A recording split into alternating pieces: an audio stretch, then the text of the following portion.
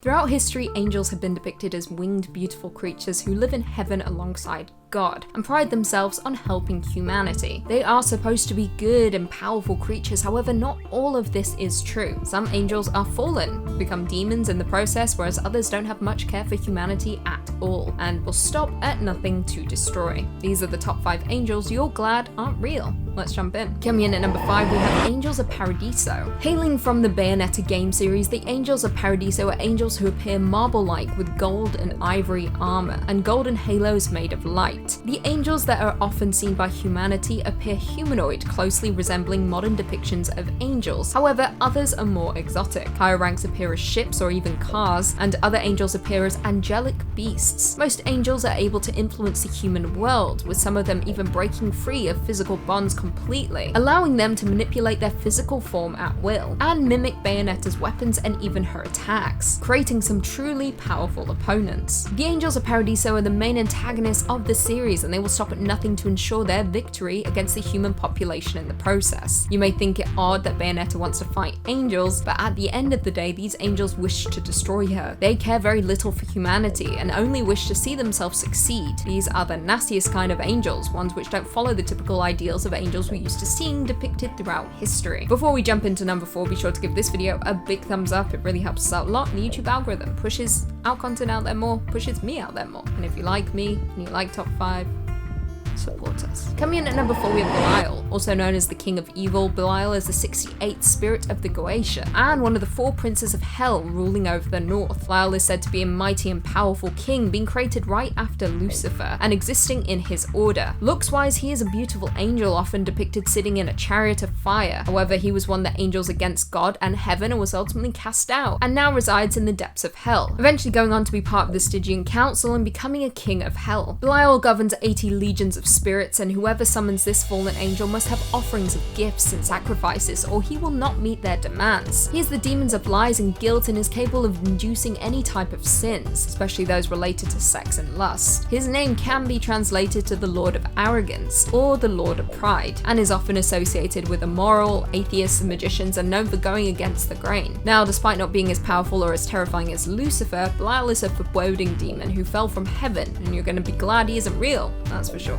Coming in at number 3, we have Lucifer. Now, it comes as no surprise that Lucifer has a place on our list, and he is perhaps the most famous fallen angel who now resides in the depths of hell. Also known in some texts as Satan, the devil, Lightbringer, or even Lightbearer, Lucifer was one of the earliest of God's creations and the younger brother of Michael. He was often regarded as wise, great, and one of the most beautiful of the creations. However, when he rebelled against God and heaven, he was cast out and down to the depths of hell after causing the downfall of mankind. Now, Lucifer was said to be opposed to predestination, a concept that describes destiny of all beings being under God's will and command. He began to view God as a tyrannical leader and declared that all people should be allowed to be in control of their own lives and their own destinies. Honestly, preach. When he was banished out of heaven, it was said that Lucifer fell for days. I quote, 9 times the space that measures day and night. It is said that when he finally stopped falling, his collision turned the lake of fire into the very constructs of hell. His appearance changed drastically, with his wings being burned off and mutating into red bat-like wings. Now, Lucifer is as evil as they come. There's a reason his name and Satan's are often interchangeable. He is said to be a celestial power commanding the legions of hell, including its lords. When provoked, he uses fire as a weapon, and to quote Lucifer himself, better to reign in hell than serve in heaven. I'll see you there, Lucifer. I'll be in hell too. Coming in at number 2, we have the Cherubim. A cherub doesn't sound all that terrible. They're often depicted throughout history as relatively cute and often seen flying around with a bow and arrow. However, these angels aren't as sweet as you might think. A cherub is one of the unearthly beings who directly attend to God, according to Abrahamic religions. In the book of Ezekiel, the cherub is depicted as having 2 pairs of wings and 4 faces, that of a lion, an ox, a human, and an eagle.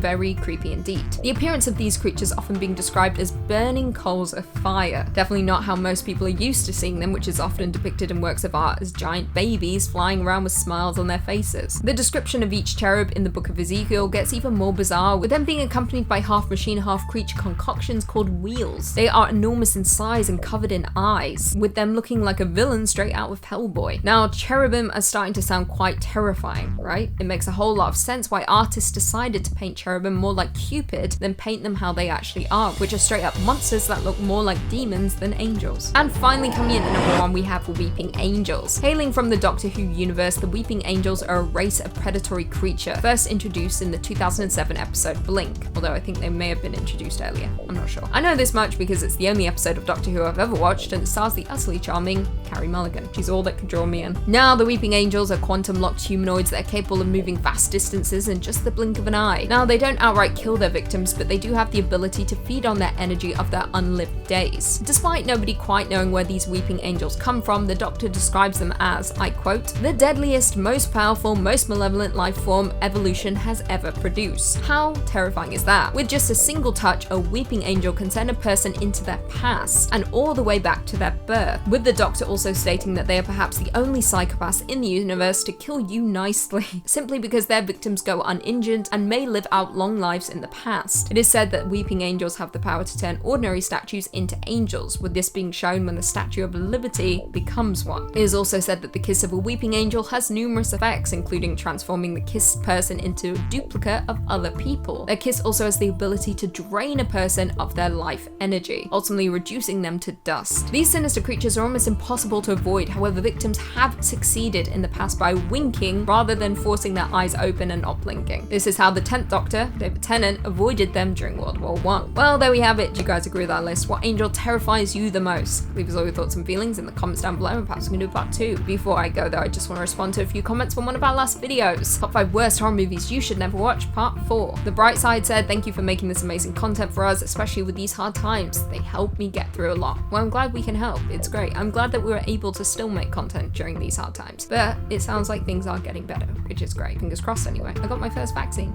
Yay. Draconian said the original One Miss Call is Rare Horror Gem. Facts. Who is it in One Miss Call, the original? Oh god, she's like a strange actress, but like in a good way. What's her name? Oh, I'm blanking. But yeah, the original's good. The remake, utter trash. Oh no, I'm confusing One Miss Call with that stranger, that's the stranger upstairs, whatever. Oh, what's that one called? They made a remake of that as well, and it had that annoying girl in it, Camille Bell. What was the original of that? When a Stranger Calls. I mean, they're the same film at this point, but When a Stranger Calls, the original was good. One Miss Called, the original, I've not seen, so I'm talking out my ass at this point. Stuart Sutton said, "Woohoo, Queen Lucy is back and more beautiful than ever. Always a better 5 with Lucy at the helm." Thank you. I agree, because I love me too. What else did you say?